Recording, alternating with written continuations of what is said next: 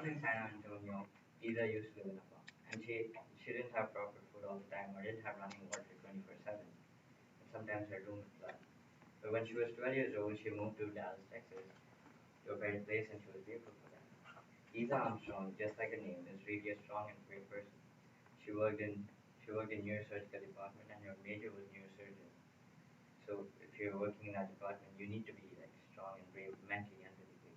One time she had a patient who was in a car accident, and their left side was fine, but their right side had a bump here. It was not like a Tom and Jerry bump or something like that.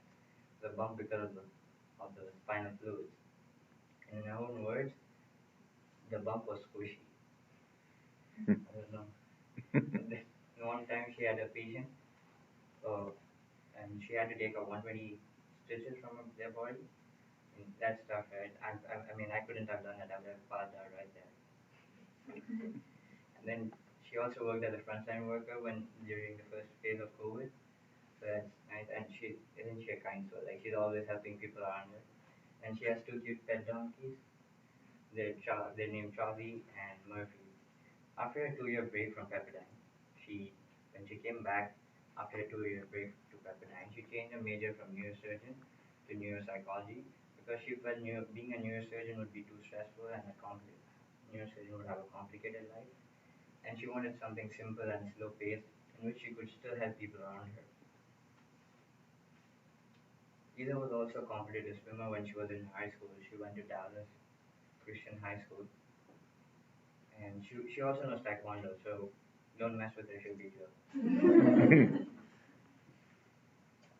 And Ida loves solo trips. She went on a solo trip and covered half of Western US. And it makes sense, right? She's always around people helping them. She might need a break, take time off from them. And then Ida, among many other talents Ida has, one of them is singing. And she interned in a company, in a music company in Tennessee called Capella Ministries. And she also has her own no, she co-hosted a few podcasts which talk about theology and scriptures. You can find them on YouTube, Spotify, and Apple Podcasts. Their channel name is Ripple of Light. If you search for the channel name, you'll find her podcast, and she's soon getting her own podcast.